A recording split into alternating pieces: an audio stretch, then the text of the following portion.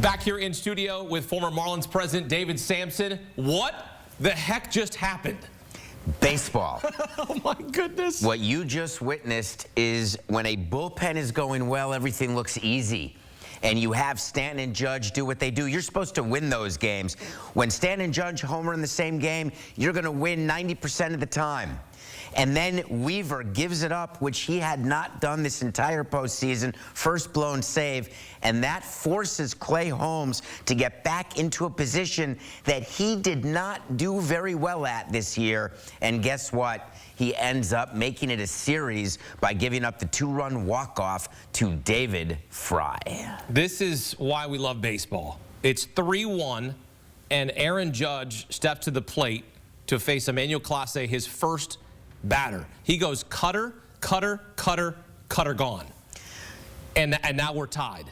Like that matchup right there, that was two of the titans of Major League Baseball. So you recall earlier in the postseason when he gave up a home run, it was slider, slider, slider, gone.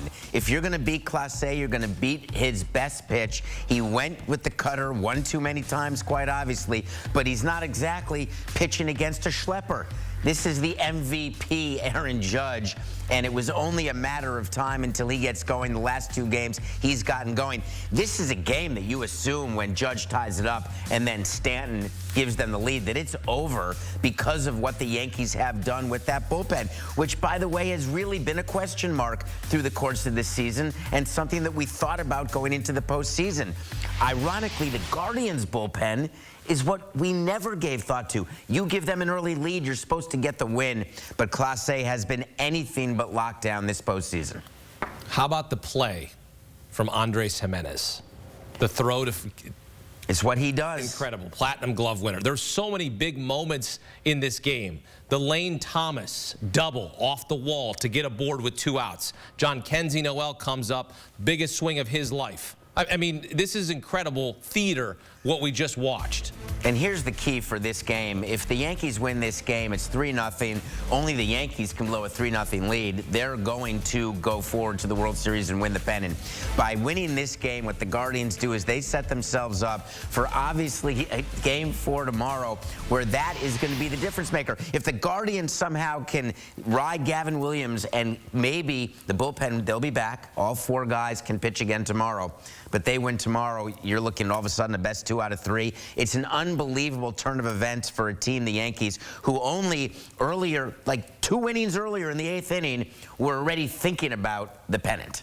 They were, which we're going to be 1 win away from their first World Series appearance since 2009 when they won their 27th World Series title, and now it's a 2-1 series. How about David Fry? I mean, this is a guy that has come up in clutch moments.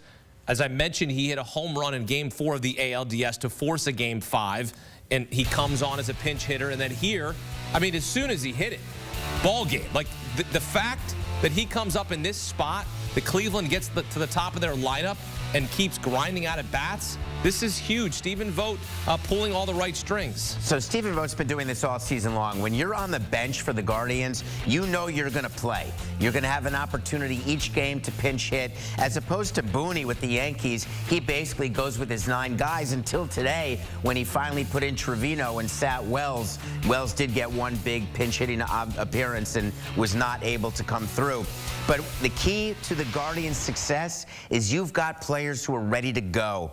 And when you're the manager of a team, when you use your bench, they tend to stay ready, and they will then give you better at-bats and better performance.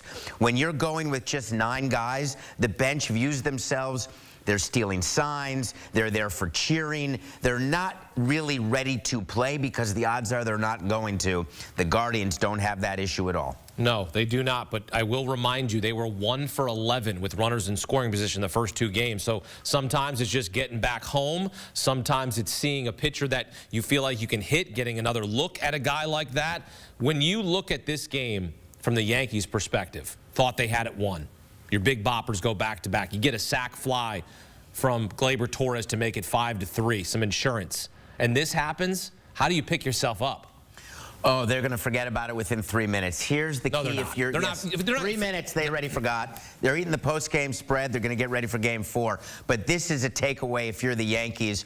The Guardians bullpen going in, if you face Smith and Gaddis and then Clase, the view is you're going to lose. The Yankees don't feel that any longer. They know even if they're late game in a deficit situation that they can get to anyone in that bullpen, maybe with the exception of Smith, who's been the first guy out of the bullpen for Vogt this postseason. They may need to push him back.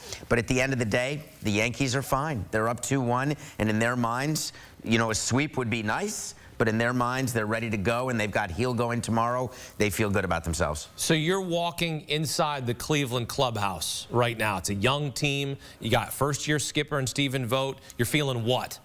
You're feeling like, okay, we can beat the Yankees.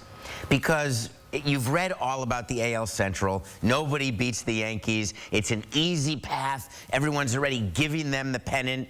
But the Guardians won over 90 games. Your team, Dermish, they've been good all year. That lineup, that bullpen, I don't want to say that depth, but it really is 1-26, which is rare in the playoffs. You're walking through that clubhouse now. They, I hope, are having a muted celebration in the clubhouse because this is a game they had to have. So for them, I want to take care of business, which I just did, and now I want to get myself ready for tomorrow's game because there is no time to really celebrate a win like this. You've got to get your mind ready for tomorrow. Cleveland's third walk-off homer in franchise history, the latest being David Fry. And you always talk about your momentum is next day's starter. So it's Luis Heel against Gavin Williams. Your evaluation of this matchup in a critical Game 4. It's going to be a bullpen game. So let's call it what it is. When you're in a 7-game series, we can hardly find starters for Game 2. Forget Game 4. So you're really looking at two bottom-of-the-rotation starters, spot starters in a playoff series, where in the old days you may have gone back with your Game 1 starter and gone 1-4-7. Now you don't do that. You go 1-5.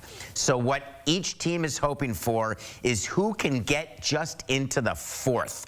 That, can you imagine going into a LCS Game 4 saying, please get me 4 innings? That's what baseball is. That's what baseball is, and I'm going to embrace it. You have to. I'm embracing it, and I'm saying, if I'm Heel, I got you. I'm going to get you to the 4th. Gavin Williams, interesting. 16 starts this year. Stephen Vogt gave him, you know I'm going to do this, the vote of confidence before today's game. Well done. Saying that he really wanted Williams in that 4-hole. I'm not exactly sure who else he had in mind other than a bullpen game, which he can't do because the bullpen is worn out completely, as you saw in Game 3.